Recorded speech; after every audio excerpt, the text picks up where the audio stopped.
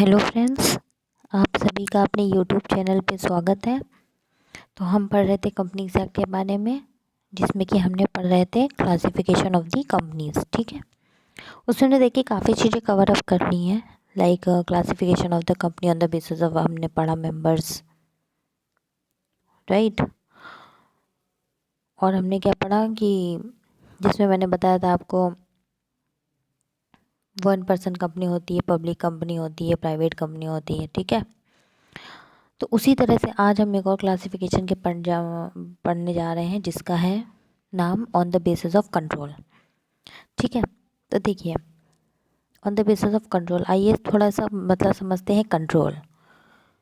ये ज़्यादा इसमें कंपनीज नहीं आएंगी, मतलब इस जो कंट्रोल है on the basis of control के सिर्फ दो ही मतलब हमें समझनी है, एक्चुअली तीन। एक हो गया होल्डिंग, और दूसरा हो जाएगा सब्सिडरी, और तीसरा हो जाएगा एसोसिएट कंपनी। ठीक है, तो ये तीन के मतलब हमें समझने हैं। तो पहले मैं आपको थोड़ा सा मतलब समझा देती हूँ कि कंट्रोल क्या होता है। देखिए कंट्रोल,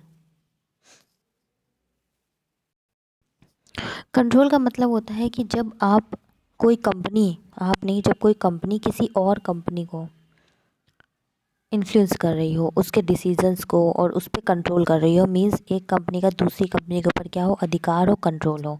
उसके जो डेली रूटीन के बिजनेसेस होते हैं, उसके डायरेक्टर्स जितने भी अपॉइंट होते हैं, या फिर कोई भी मेजर डिसीजन होता है, उस पर उसका कंट्रोल हो। ठीक है, ये होता है कंट्रोल का मतलब, और ये समझते हैं आप।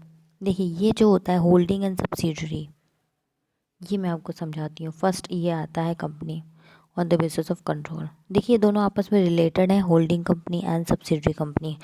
मतलब जब कोई एक कंपनी होल्डिंग होती है, तो उसकी कोई ना कोई सब्सिडरी होगी ही होगी। ठीक है, मान लेते हैं ए जो है ये होल्डिंग है कंपनी, और बी तो क्या हो गया, बी इसकी क्या हो जाएगी, सब्सिडरी।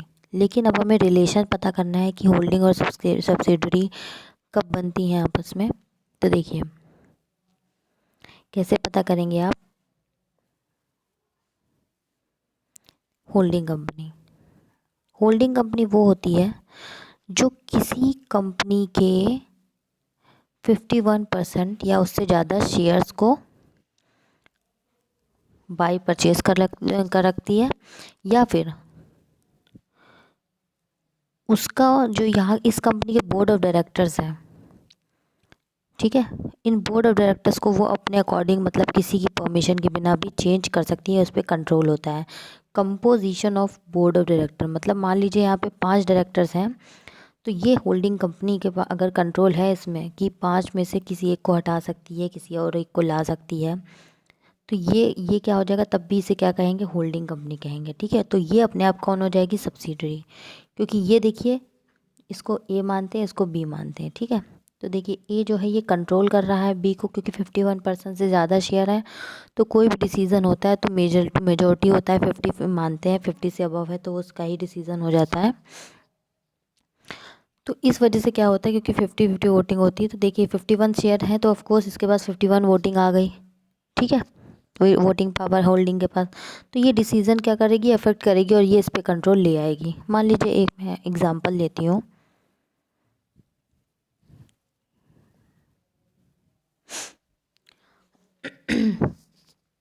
देखिए मान लेते हैं ए कंपनी है और एक बी है। ज़्यादातर रेजोल्यूशन जो पास होते हैं ऑर्डिनरी रेजोल्यूशन होता है एक जैसे, और एक होता है स्पेशल रेजोल्यूशन।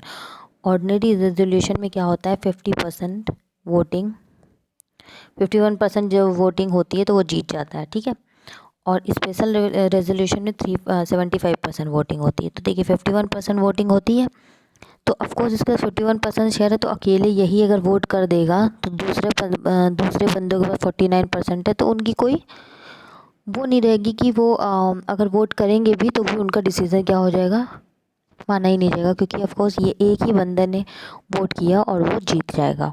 ठीक है, तो मैं एक एग्ज़ाम्पल लेती हूँ कैसे कंट्रोल किया है इसने, मैं समझाती हूँ आपको। ये देखिए ए कंपनी है और ये बी है। अब ए जो है इसके पास इसके 51% शेयर है। ठीक है, बी के, एक एग्जांपल ले रही हूँ मैं। अब यहाँ इस बी कंपनी में क्या हो रहा है, एक डिसीज़न लिया जा रहा है कि कितना डिविडेंड पे करना है कंपनी को, ठीक है।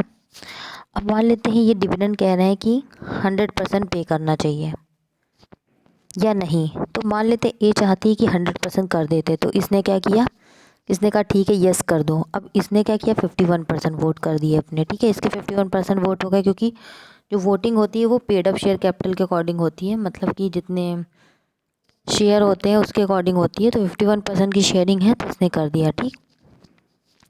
अब जो दूसरा, जैसे किसी और इंसान के पास 49% है, अब उसने वोट किया कि नहीं पूरा 100% पे नहीं करना चाहिए डिविडेंड, तो देखिए जीतेगा कौन, जिसके 51% वाला जीत जाएगा, क्योंकि इसकी वोटिंग ज़्यादा है, ठीक है। तो इस तरह इसका कंट्रोल हो गया।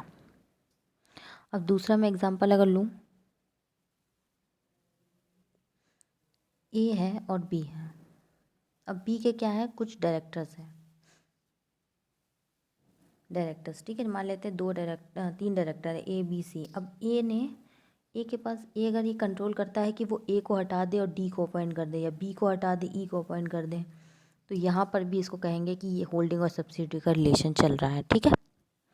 अच्छा, इसमें एक चीज़ और आती है, मैं बताऊँ, एक मैंने कंसेप्ट पढ़ाया था आपको पहले ही, कि जो पब्लिक कंपनी होती है उसकी जो सब्सिडरी होती है, अगर वो प्राइवेट लिमिटेड कंपनी है तो उसको भी क्या कहते हैं, हम पब्लिक कंपनी कहते हैं। मैंने आपको डिफरेंस बताया था प्राइवेट लिमिटेड कंपनी और पब्लिक में क्या होता है डिफरेंस, लेकिन मैंने एक चीज़ बताई थी, अगर पब्लिक कंपनी की कोई सब्सिडरी है तो उस, अगर वो प्राइवेट लिमिटेड भी है तो भी उसको कंसीडर हम करेंगे पब्लिक कंपनी की तरह, ठीक है। तो ये चीज़ ध्यान रखिएगा। और यस, मैं एक चीज़ और बताऊँ आपको, हाँ, ए कंपनी है, जैसे ए मान लेते हैं होल्डिंग है, ठीक है।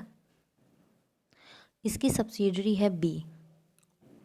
अब देखिए, अब बी की भी कोई सब्सिडरी है, सी मान लेते हैं, ये बी की सब्सिडरी है, ठीक है, मतलब बी होल्डिंग हो गई इसके लिए। तो जो ए है वो सी की क्या हो जाएगी, होल्डिंग मानी जाएगी। समझ गए आप, जो चेन है वो चलती रहेगी, और सी के लिए कौन कौन सी होल्डिंग हो जाएंगी, कंपनी ए भी और बी भी, ठीक है। और ए के लिए कौन कौन सी सब्सिडरी हो जाएगी, बी और दूसरी सी, क्योंकि देखिए बी जो है वो कंट्रोल कर रही है सी के ऊपर, और ए जो है वो बी के ऊपर कंट्रोल कर रहा है, तो इनडायरेक्टली क्या हो जाएगा, ए जो है वो सी के ऊपर कंट्रोल कर रहा है, ठीक। इसी तरह जितनी चेन होती जाएगी वो बढ़ता जाएगा, ठीक है। हाँ, उसके बाद मैंने कहा दो चीज़ें मैंने समझनी है इसमें, होल्डिंग और सब्सिडी का रिलेशन हमने समझ लिया। अब हम समझेंगे एसोसिएट कंपनी। एसोसिएट कंपनी देखिए क्या होती है। यस, एसोसिएट कंपनी का मतलब भी वही हुआ, कंट्रोल से रिलेटेड, लेकिन इसमें क्या होता है, इसमें 51% शेयर्स नहीं होते हैं पूरे। इसमें क्या होता है, एक परसेंटेज ऑफ शेयर्स होती है, शेयर होल्डिंग होती है अगर किसी कंपनी में, तो आप एसोसिएट कंपनी कहलाते हो, जिससे आप क्या कर सकते हो, सिग्निफिकेंट इन्फ्लुएंस आ जाता है। ये वर्ड इंपॉर्टेंट है, सिग्निफिकेंट इन्फ्लुएंस, मतलब जिससे फ़र्क पड़ता है कंपनी में, आपके वोटिंग करने या ना करने से फ़र्क पड़ता है। देखिए कैसे, ए कंपनी है, बी कंपनी, ए ने बी के 20% होता है ये सिग्निफिकेंट इन्फ्लुएंस, मतलब 20% से या उससे ज़्यादा शेयर होल्डिंग है, तो आप क्या हो, एसोसिएट कंपनी कहलाते हो, मतलब बी जो है वो क्या हो जाएगी, एसोसिएट हो जाएगी ए की, ठीक है।